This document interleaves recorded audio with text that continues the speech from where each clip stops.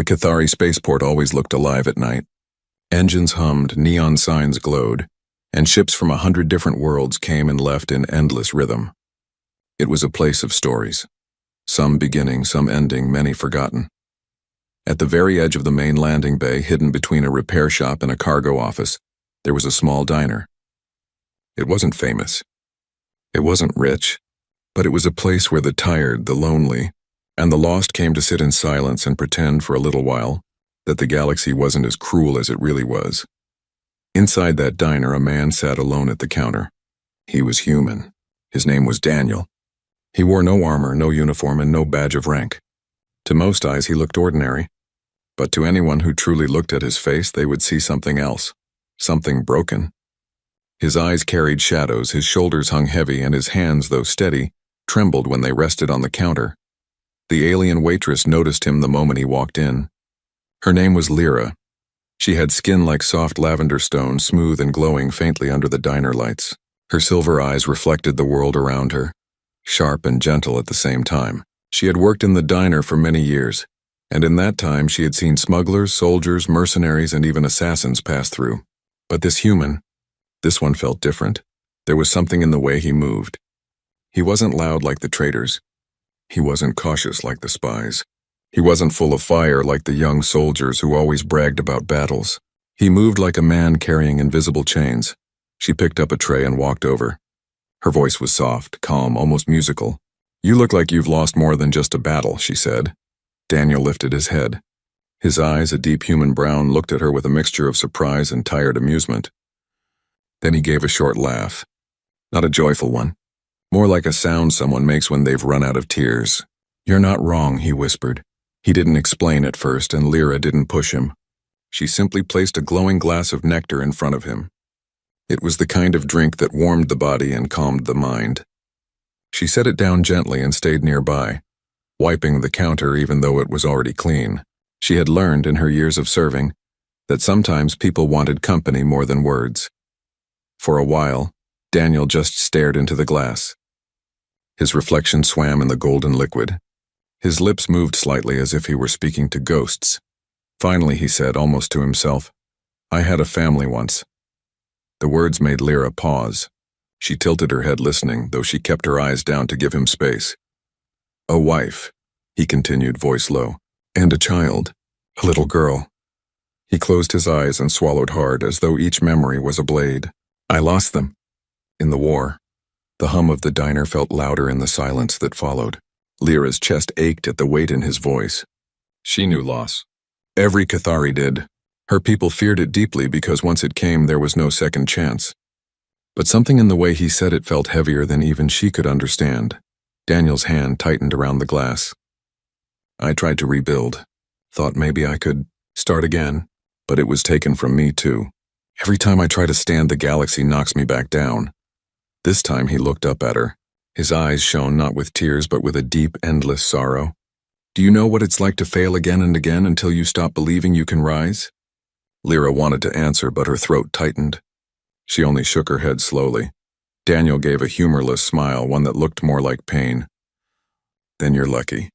The diner was quiet again. Outside, ships roared, people shouted. Machines clattered, but inside, at that counter, there was only a human drowning in memories and an alien who didn't yet know that this night would change her understanding of life forever. Lyra thought of saying something comforting, something polite, something like every waitress says to every sad traveler, but the words stuck in her chest. For reasons she didn't yet understand, she wanted to know more. She wanted to listen. So instead of walking away, she pulled a stool from behind the counter and sat beside him. "Tell me," she said softly. "Tell me your story." And Daniel, for the first time in a long time, did not refuse. The diner's lights glowed faintly against the polished counter as Daniel's voice filled the silence. His words came slowly, heavy like stones carried for too long. Lyra sat beside him, not interrupting, only listening. She had served many travelers in her life, but never had she seen one speak with so much weight pressing behind every syllable. "I was young when the war began," Daniel said. His gaze was fixed on nothing, as if he could see the memories floating in the air before him. "I didn't even want to fight. But when your home is burning, when your people are bleeding, you don't ask if you want to fight, you just do. Lyra folded her hands together in her lap. She didn't know much about human wars, but she knew enough to picture the fire and destruction he spoke of. Daniel continued, voice cracking slightly. I survived somehow, but survival isn't the same as living. When the war ended, I found her. Anna, she was the kind of person who made you believe there was still light in the universe. For the first time that night, Daniel's lips curved in the faintest smile, but it was a smile drowned in sorrow. She taught me how to laugh again. She gave me a reason to wake up every morning. And when our daughter was born, his voice trembled. He placed a hand over his heart. It felt like the universe had forgiven me, for everything I had done, for everything I had lost. Lyra's silver eyes softened. She could almost see it. The small human family laughing together under skies not yet torn by war. It was a picture she herself had never lived. But the galaxy is cruel, Daniel whispered. The faint smile vanished, replaced by hollow pain. One raid, one moment. That's all it took. Anna gone, my little girl. He closed his eyes tightly, and the silence that followed felt unbearable. They were gone before I could even reach them. Lyra felt her throat tighten. Her people, the Cathari, believed that the loss of a child was the deepest wound a soul could endure. To them it was not just tragedy, it was finality. Because her kind could only have one child in their lifetime. When that child was lost, so was their future. But Daniel wasn't finished. I broke after that, he said. His voice so low she had to lean closer to hear. For months, maybe years, I was nothing. Just a shell walking, breathing, pretending to be alive. I thought that was the end of me. Lyra reached out instinctively, her hand brushing the counter near his but not quite touching. She wanted to give him comfort, yet she also felt she had no right. Then, I tried again, Daniel whispered. Lyra's head snapped toward him. What do you mean? Daniel looked at her, confused by her reaction. I met someone. Another woman. She was kind, patient. She helped me stand again. For a while I thought, maybe I could build another life. Maybe I could learn to love again. Her chest tightened. To her ears, his words were impossible. You tried again? She asked softly, almost in disbelief. Daniel nodded. Yes, because giving up forever, it would have been like dying twice. The alien waitress could hardly breathe. Her people could not try again. It was against the law of nature itself. A Cathari only had one chance to bring life, and if that chance was stolen, it was gone for eternity. To imagine someone having the strength to rise after such a loss and even dare to love again, it was beyond her understanding. But fate, Daniel whispered bitterly. Fate wasn't done with me. Another war. Another loss. I failed again. His hand clenched into a fist on the counter. Do you know what that does to a man? To stand up only to be crushed again? Lyra's lips parted, but no words came. She was trembling now, though she didn't fully understand why. Perhaps it was because she was beginning to see something she had never believed could exist. Daniel looked away, his eyes dark. So here I am. A man who tried. A man who failed. Twice. And maybe that means I was a fool for even trying. For a long moment neither spoke. The hum of ships outside filled the silence, and the faint glow of neon signs flickered against the window. Finally, Lyra whispered, No. You are not a fool. You are something else. Daniel turned to her, his expression tired but curious. Something else? Her voice trembled as she said it. You are human. And for the first time that night, Daniel saw something in her silver eyes that he did not expect. Admiration and the faint spark of hope. The diner felt smaller now, as if the air itself was heavy with the words they had spoken. Daniel's confession lingered between them, raw and sharp, like a wound left uncovered. Lyra could not take her eyes off him. She had heard countless stories of loss before, but this was different. Her people would have given up after the first tragedy. No, not even given up. There simply would have been no other choice. Life for the Cathari was fragile in ways outsiders did not understand. When a child was born, it was their one and only. If the child lived, the family's future lived. If the child died, the future ended. It was a cruel truth written into their very blood. And yet here sat a human who had not just endured that kind of pain once, but twice. And still somehow he lived. Her silver eyes searched his face. His features were tired, marked by grief, but there was something else there too, something steady, A strength that was not loud or shining, but quiet and stubborn, like a flame refusing to be put out. "You said, you tried again," Lyra whispered, almost afraid of the words. Daniel turned toward her. His expression was puzzled, as if he didn't understand why she reacted so strongly. "Of course. Isn't that what we do? When life breaks us, we try to put the pieces back together. It doesn't always work. But what else is there?" She shook her head slowly. "Not for us. Not for my people. If we lose once, it is forever. There is no second chance. No trying again. We simply stop." Her voice broke at the last word. It was something she had been taught since childhood. A truth that lived in the marrow of every Cathari. To risk once was already terrifying, because failure meant not just pain but the absolute end of hope. That was why her people lived cautiously, carefully, always afraid of losing what little they had. Daniel blinked, surprised. "You mean, you only get one chance? Just one?" She nodded, her silver eyes shimmering with unshed tears. "Yes, that is why we fear love. That is why we fear children. Because we know, if it ends, we will never stand again. There is nothing left after that." For a moment, Daniel was silent. He looked down at his hands, scarred and worn, as if seeing them differently. Then he looked back at her and said softly, "That explains a lot." Lyra tilted her head, confused. "Explains what?" "Why the galaxy thinks humans are reckless," Daniel said with a faint, tired smile. "Why they call us stubborn. Why they don't understand how we keep going. Even when it makes no sense. It's because we don't just get one chance. We can fall and fall again and still rise. We can try again." The words struck her like a thunderclap. Her whole body stiffened, her breath caught in her throat. She stared at him, her eyes wide with shock. "Already? You can try again?" The words escaped her lips in a gasp, before she even realized she had spoken them. Her knees weakened. The tray she held slipped from her hands and clattered against the floor, forgotten. The sound echoed through the empty diner, sharp and loud, but she barely heard it. Her world had shifted in a single instant. Daniel reached out quickly, steadying her with a strong hand before she could fall. "Whoa, hey, easy," he said, concern flashing across his face. But she was trembling, her silver eyes locked on him as if seeing him for the first time. "You mean, even after you lose, you can love again? You can build again? You can keep going?" His voice was steady but filled with quiet sorrow. "Yes, we break but we mend, and sometimes we come back stronger." Lyra could not comprehend it. To her it was as if he had spoken of immortality itself, a soul that could bleed and still walk, a heart that could shatter and still beat. It was beyond anything her kind believed possible.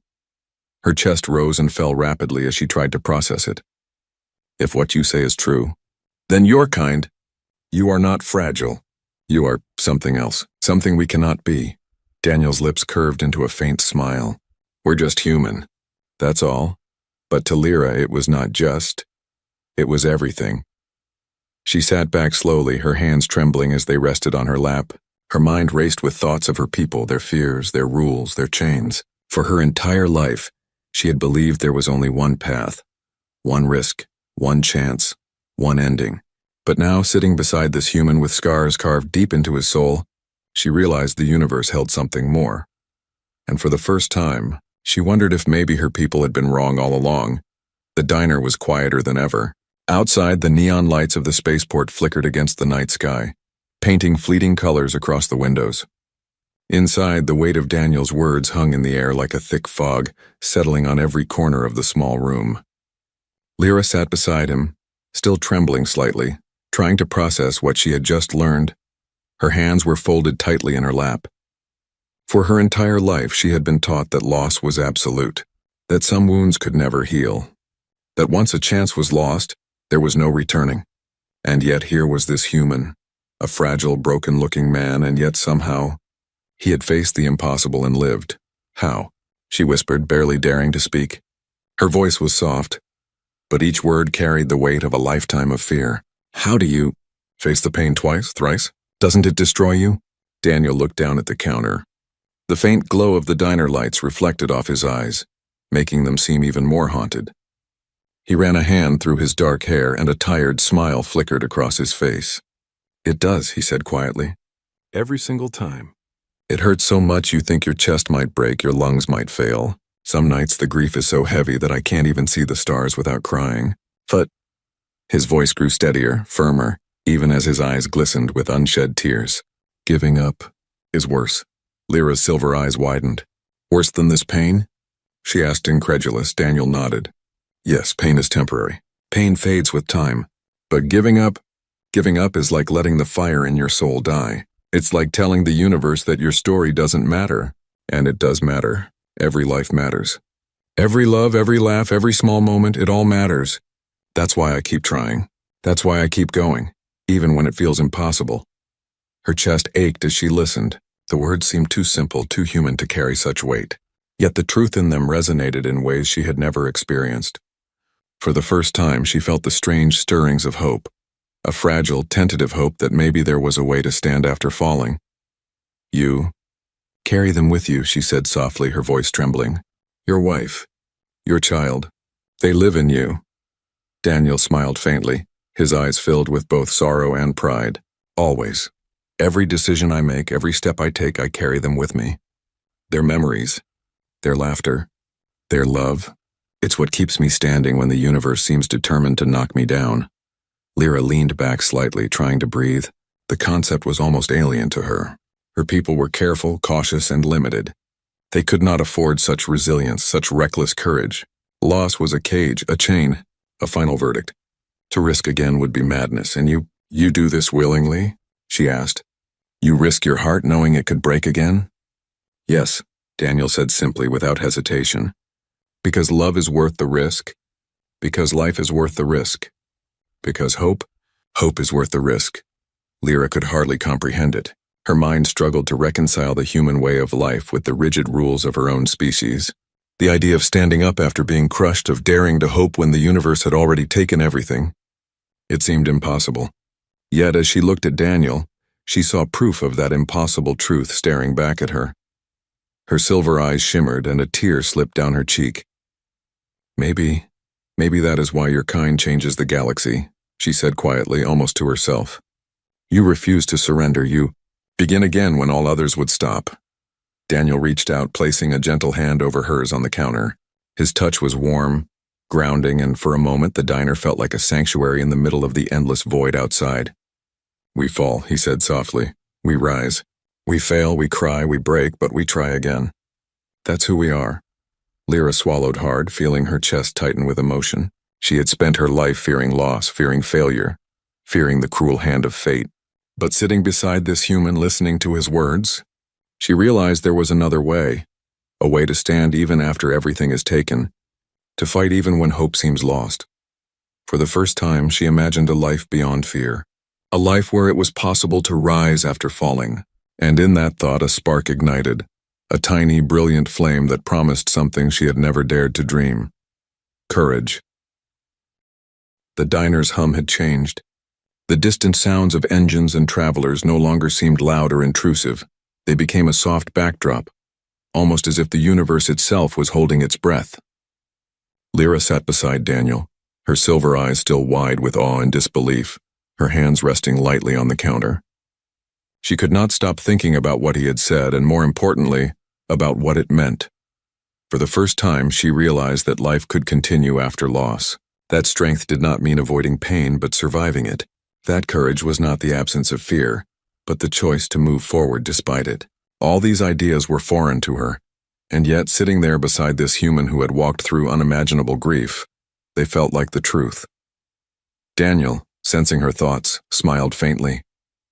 His eyes were heavy with memories, but there was a light in them too, a fragile, defiant glow. You know, he said quietly. Most people think we humans are weak, that we break too easily, that we give up. But the truth is, we learn, we grow, we stand again, and sometimes we even find love again, even when we're afraid. Lyra shook her head slowly, trying to comprehend the concept. Love again? After everything? How is that possible? Daniel's hand moved toward hers, and for the first time he touched her fingers lightly. Because love isn't about safety. It's about risk. It's about trusting that even if the universe takes something from you, you can still give something back. It's about hope. The word hope struck her like lightning.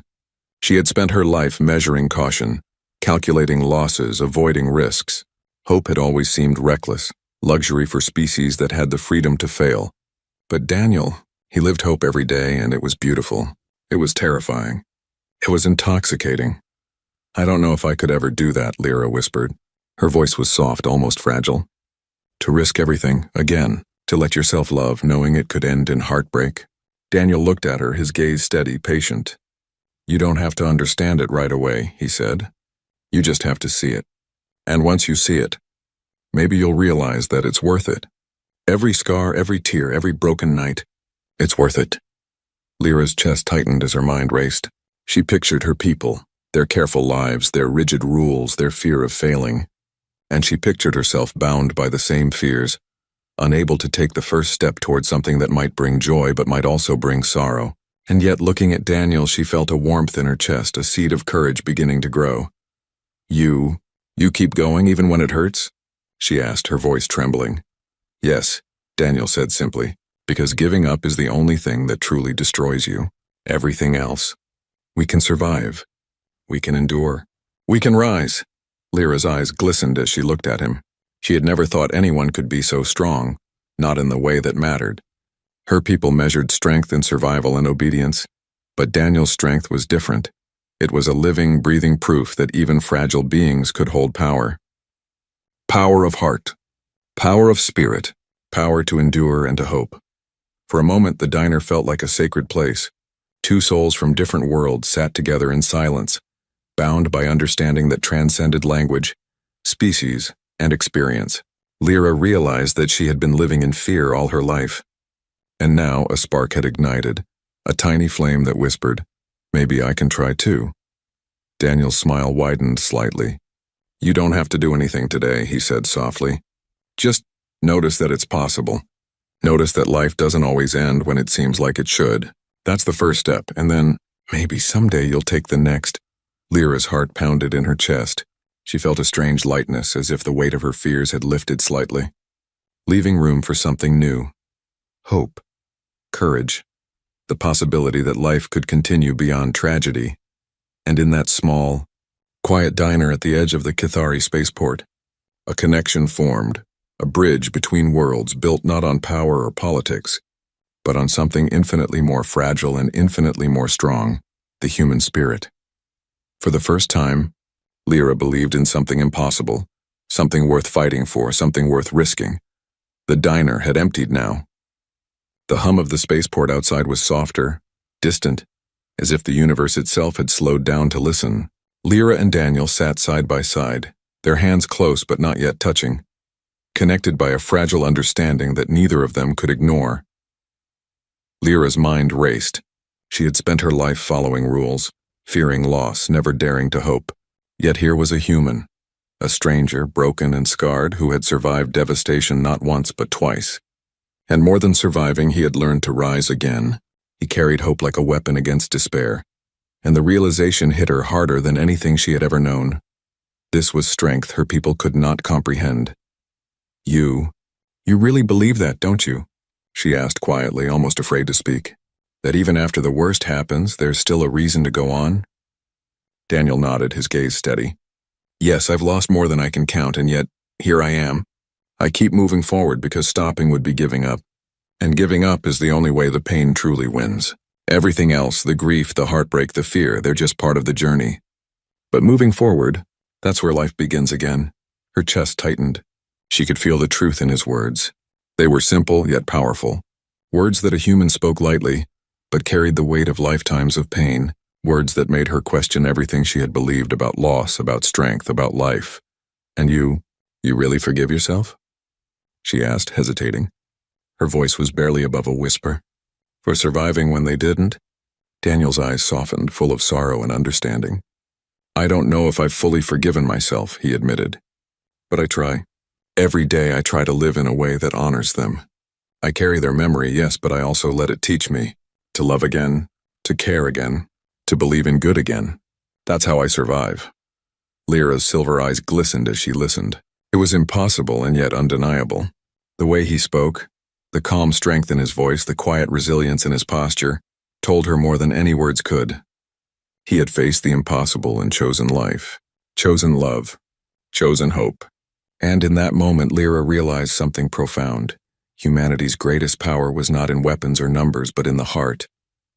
You make it look easy, she said softly, shaking her head. Even with all you've lost. Daniel laughed lightly, a sound that was warm and honest. Easy, he said, shaking his head. No, it's never easy. It hurts every day. But pain is not a reason to stop. Pain is a reason to try harder, to live deeper, to love stronger. Her chest tightened even more. She had lived with fear for centuries, letting caution define every choice. But sitting beside him, she felt the stirrings of something new, a desire to step beyond fear, to take risks, to embrace life in a way she had never allowed herself. For a moment, the silence between them was comfortable, the kind of silence that doesn't need words because hearts are speaking in ways that language cannot capture. Lyra realized she was no longer seeing just a man at the counter. She was seeing a teacher, a living proof of resilience, of hope, of courage. You've shown me something, she whispered, her voice trembling slightly, something I didn't know I could feel. Strength, and hope, and love. Daniel's eyes met hers, soft but unwavering. It's always been there, he said gently. Even in you just need to let it grow. You need to let yourself try, even if it's frightening, even if it hurts. That's what life is about. Lyra's hand brushed against his, tentative at first, then firmer, as if she were finally allowing herself to trust. The warmth of his skin, the steady heartbeat beneath, grounded her. For the first time in her life, she felt courage and hope not as abstract ideas, but as something she could touch, feel, and believe in. The diner felt different now. Not just a place of food and work, but a place of transformation. Two souls from different worlds, bound by understanding, by grief, and by the stubborn power of the human spirit. And for the first time, Lyra allowed herself to imagine that perhaps her own life could be different, brighter, stronger, filled with choices she had never dared to make. Daniel gave a small, knowing smile. See, even small steps matter. You're already beginning. Lyra smiled back, fragile but real. For the first time, she believed that even in the cold, uncaring universe, it was possible to rise, to connect, to live. And in that quiet moment, a spark was lit between them, a bridge of understanding, courage, and hope that neither of them would ever forget. The diner had grown still, the last few travelers gone, leaving only the quiet hum of the spaceport beyond the glass windows. Lyra and Daniel remained seated side by side, hands now resting near each other on the counter. But the invisible thread between them had grown taut, alive with understanding, courage, and the fragile beginnings of trust. For Lyra, the night had changed everything. She had come in expecting routine, a simple shift at the counter serving food to strangers. But she had learned something extraordinary. Humans did not live like her people. They did not fear loss as a final verdict. They did not stop when life crushed them. They rose, they tried again. They loved again. She thought of Daniel, of the pain etched in his eyes, the weight he carried, the losses he had endured. And yet, he smiled. He laughed. He chose hope every day, even when the universe had tried to take everything from him. And in that choice, in that stubborn, quiet defiance, he had become something more than human. He had become a beacon of resilience. You know, she said softly, her voice trembling. I used to believe that strength was never breaking, that courage was never risking. But you've shown me, it isn't that. True strength is standing up again. True courage is trying again even when you are afraid. Daniel turned to her, eyes filled with warmth and a hint of surprise. That's it exactly, he said. Even if it hurts, even if the universe is cruel, even if you fall 1,000 times, you rise. That's what it means to be alive. That's what it means to be human. Lyra swallowed hard, her silver eyes glistening. She had spent centuries fearing loss, fearing failure, fearing what she could not control. And yet, sitting here beside him, she felt something she had never felt before. The first stirrings of hope, courage, and trust. It was fragile, like the tiniest ember, but it burned nonetheless. Then, maybe it's not too late for me, she whispered. Her hand, shaking slightly, reached out to brush against his. The warmth of his skin, the steady pulse beneath, sent a strange comfort through her. Maybe I can try too. Even if it's terrifying, even if I might fail. Daniel smiled, a quiet, gentle expression that made the diner feel warmer than it ever had before. You can, he said, because once you see that it's possible, nothing can stop you. The universe might try, but it can't take what's inside you, the human spirit. It refuses to be broken. Lyra's chest rose and fell with emotion. She realized that her life had been limited by fear, by rules, by the belief that one loss meant the end. But Daniel's existence, his choices, his very presence had shown her that there was another way, that it was possible to rise, to love, to hope, to live fully, even after tragedy. She looked out the window at the distant stars blinking through tears. For the first time, she saw them not as distant points of cold light, but as possibilities, each one a chance, each one a reminder that life continued no matter how many times it seemed to end. Daniel stood slowly, his chair scraping lightly against the floor. I should be going, he said, but there was no rush in his voice. He looked down at her, a faint smile on his lips. But remember this, whatever happens out there, whatever losses come, don't give up. You've seen it now. You've felt it, and that is something no one can take away. Lyra stood as well, her heart pounding. She felt a strange warmth spreading through her, the ember of hope growing brighter. I won't forget, she said softly. You've shown me what it means to truly live. Daniel gave a nod, a final gesture of understanding and solidarity, and then he walked out of the diner, disappearing into the bustling spaceport beyond. Lyra remained by the window, hands clasped together, staring at the stars. She could feel it inside her, a spark that would not be extinguished, a quiet, unyielding flame. It was human courage, human resilience, human hope, a gift he had unknowingly left her, and in that moment Lyra knew she would never be the same.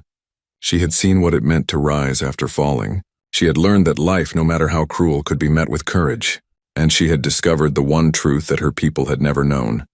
The human spirit, fragile yet unstoppable, could endure anything. The diner, once ordinary, now felt like a sanctuary, and somewhere in the distance the stars seemed to shine brighter, as if reflecting the fire that had been ignited in one alien heart.